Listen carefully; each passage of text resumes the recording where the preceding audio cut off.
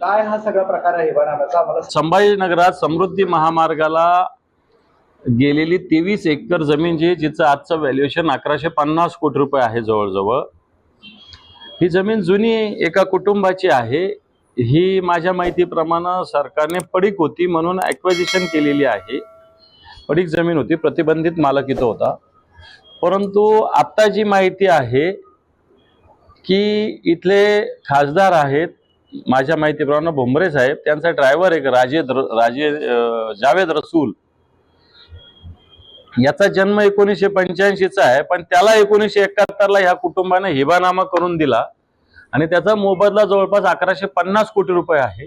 हा 1150 कोटी रुपयाचा मोबदला सरकारचा हापापाचा गपापा करण्याचा प्रयत्न चालू असल्याचे पेपर्स काही माझ्याकडे आलेले आहेत. तब्बल 1150 कोटी रुपये आहेत हे. आणि जो व्यक्ती 1985ला जन्माला, त्याचा हिबानामा 1971ला झालेला आहे. हे मी म्हणत नाही, हे सरकारच्या पेपर्समध्ये म्हटलेलं आहे. ऑफिशियली विभागीय आयुक्तालय, कलेक्टर ऑफिसचे जे संबंधित अधिकारी असतात या क्षेत्रातले, त्यांनी त्याच्यात नोंद केलेली आहे. आणि मला असं वाटतं ठीक आहे, कोणाची जमीन असेल, त्याचं ॲक्विजिशन झालं असेल, त्याचा मोबदला सरकारला द्यावा लागतो. पण जे व्यक्ती इथं ज्यांच्याकडून हिबानामा करून घेतलेला जावेद यांच्याकडे देण्याचा तो घाट प्रशासनातल्या काही अधिकाऱ्यांनी केलेला आहे ना. हा जावेद रसूल, याचं नाव आधी संभाजीनगरला एका जमिनीच्या प्रकरणात आलं होतं हिबानामा. आता मला हे कळलं नाही, हिबानामा मुस्लिमांना करून देत असतात, हिंदू मुसलमानाला हिबानामा कधीपासून करून द्यायला लागले, हा एक प्रश्न माझ्या मनातला आहे. आणि जो व्यक्ती 85ला जन्माला, त्याचा 71ला जन्माच्या आधीच हिबानामा कसा झालेला, ते वर्ष 2 वर्ष म्हणजे नाही, कमी नाही तर म्हणजे जवळपास 14 वर्ष जन्मल्याच्या आधीच त्याला हिबानामा करून दिला आहे. याच्यातल्या ह्या मेन महत्वाच्या गोष्टी आहे.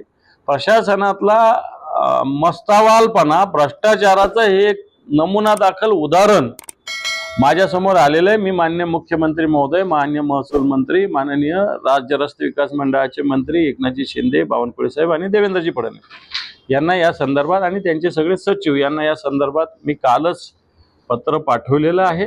आणि हे पत्र मी तुम्हालाही देतो. त्याचे सगळे पेपर्स माझ्याकडे जे उपलब्ध आहेत तेही मी तुमच्या समोर सादर करतो. परंतु मला असं वाटतं, मोठा अनियमितता, मोठी अनागोंदी संबंधित अधिकारी तपासले पाहिजे, त्यांच्यावर कारवाई केली पाहिजे. आणि अशा पद्धतीने नेहमी हिबानामा कोण आहे, याला पोलीस एकदा जेलमध्ये का टाकत नाही, हा माझा प्रश्न आहे. मागच्या केसमध्ये त्याला सोडलेलं आहे, अजून पोलिसांनी काहीच कारवाई केली नाही. सगळ्या गोष्टी स्पष्ट होत असून सुद्धा एवढंच.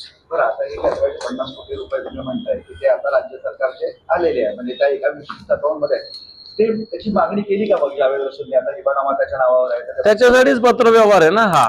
तेच पत्रव्यवहार मी आपल्याकडे सादर केलेले आहे की हे 1150 कोटी रुपये कायदेशीर वारसदार हिबानामा याला करून दिल्यामुळे याच्याकडे मिळावं, अशा प्रकारचं प्रार्थना त्यांनी केलेली आहे.